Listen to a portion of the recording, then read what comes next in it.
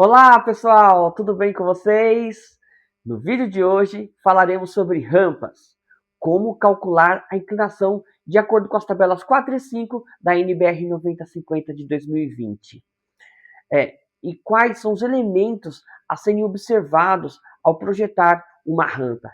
Então, fique firme aí até o final deste vídeo, não deixe de clicar no gostei, no sininho e também compartilhar com o síndico do seu prédio e com aquele seu amigo arquiteto que não quer considerar a aplicação das leis e normas técnicas de acessibilidade em seus projetos de arquitetura.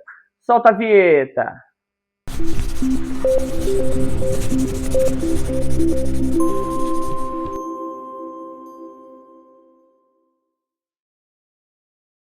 Para quem ainda não me conhece, eu sou o arquiteto Leonardo Santos e trabalho com acessibilidade há mais de 15 anos, o que me tornou um especialista e um apaixonado pelo assunto.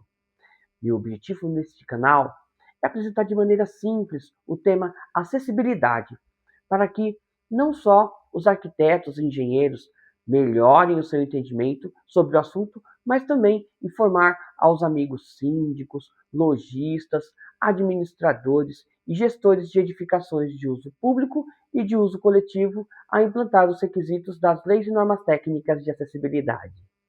Como calcular a inclinação da rampa de acordo com as tabelas 4 e 5 da NBR 9050 de 2020?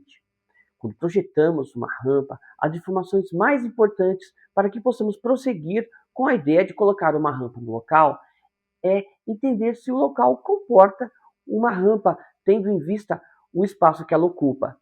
Vamos ver o texto e a fórmula na NBR 9050 de 2020. Vamos lá, pessoal. Para cálculo de rampa, né? Então, o dimensionamento. Para garantir uma rampa acessível, são definidos os limites máximos de inclinação, os segmentos a serem vencidos e o número máximo de segmento. A inclinação das rampas, conforme a figura 70, deve ser calculada conforme a seguinte equação. Então, a gente tem ali as variáveis, né? Que é o I, que no caso é a inclinação, expressa em porcentagem, o H, que é a altura do desnível, e o C, que é o comprimento horizontal da rampa. Então, coloquei aqui essas variáveis só para a gente entender como o cálculo funciona, tá? Então, a gente tem ali ó, a altura de 50 e o comprimento de 6 metros, que a gente chega ao cálculo de 8,33. Agora, a gente, brincando um pouco com as variáveis aí, né? A gente querendo, por exemplo, saber o comprimento. Vamos supor que nós não soubéssemos o comprimento e temos a informação da inclinação e da altura. Então, a gente substitui ali, né? Que nem eu coloquei na fórmula, e aí a gente tem 50, né, vezes 100, né, 50 centímetros vezes 100 dividido por 8,33 dá igual a 6 metros de comprimento.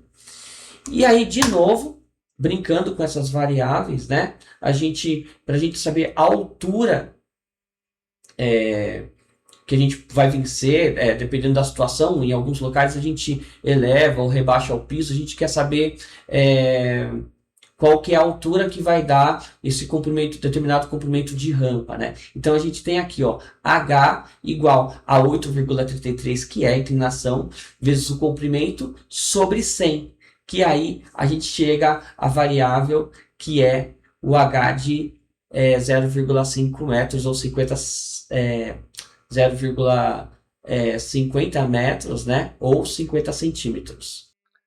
As rampas devem ter inclinação de acordo com os limites estabelecidos na tabela 4. Para a inclinação entre 6,25% e 8,33%, é recomendado criar áreas de descanso e ver o item 6.5. Nos patamares, a cada 50 metros de percurso, estão fora desses requisitos as rampas citadas em 10.4 plateias de palco e 10.12 piscinas e 10.14 praias.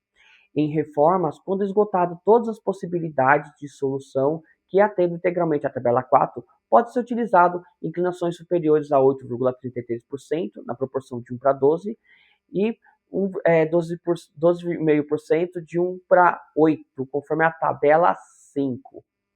Quais são os elementos a serem observados quando projetamos rampas? Vamos lá. Primeira coisa, o desnível. Depois, a inclinação e dimensionamento com os patamares. E sempre que houver no final dos segmentos uma mudança de direção, deve ser previsto um patamar mínimo de 1,20. Também deve ser previsto um patamar antes da circulação adjacente. Quando houver porta dos patamares, sua área de varredura não pode interferir na dimensão mínima do patamar. E a inclinação transversal dos patamares não pode ser maior que 2% em rampas internas e 3% em rampas externas. Para as rampas curvas, a inclinação máxima admissível é de 8,33% na proporção de 1 para 12, e o mínimo com raio mínimo de 3 metros, medindo no perímetro interno da curva conforme a figura 71. Os revestimentos, materiais de revestimentos e acabamento devem ter superfície regular, firme, estável, não trepidante, para dispositivos com roda e antiderrapante sobre qualquer condição, seco ou molhado. As guias de balizamento pode ser de alvenaria ou de outro material alternativo com a mesma finalidade, com altura mínima de 5 centímetros, e deve atender especificações da figura 72 e ser garantido em rampas e escadas. O guarda-corpo deve atender a NBR 14718, que iremos falar no vídeo número 13. Corrimãos, ver o vídeo 12, que iremos falar dos aspectos tanto para a rampa quanto para a escada, inclusive com a sinalização em braille nos corrimãos, e a sinalização visual em alto relevo pode ser aplicada no corrimão na parte superior, conforme a figura 63. A sinalização em braille deve estar obrigatoriamente posicionada na geratriz superior do prolongamento do corrimão, conforme a figura 64. A sinalização com piso tátil de alerta, conforme NBR 16537 de 2024, a sinalização tátil de alerta deve medir entre 25 e 60 centímetros e a base do topo da rampa, com inclinação maior que 5%. Na base, onde pode haver afastamento entre a sinalização tátil e no início do declive. No topo, a sinalização tátil pode afastar-se 25 a 32 centímetros do início do declive, conforme a figura 14. As rampas com inclinação menores, com 5%, não precisam ser sinalizadas porque não são rampas. Então, as inclinações podem ser expressadas em porcentagem ou da forma de proporção. Como, por exemplo, a inclinação de 8,33% obedece uma proporção de 1 para 12, o que quer dizer que isso serve apenas para utilizarmos para cálculo da inclinação, pois as dimensões finais da rampa vai depender do desnível a ser vencido, a quantidade de patamares intermediários, a quantidade de patamares no início e no final da rampa, se o local realmente cabe a rampa projetada. Ainda temos que falar do estudo de viabilidade, pois em muitos casos é aconselhado a utilização de plataforma de percurso vertical, devido à falta de espaço no local. Para implantar os critérios de acessibilidade em sua edificação, além de ter muita força de vontade, é preciso também ter organização e estratégia. Ficamos por aqui e até o próximo vídeo. Tchau, pessoal!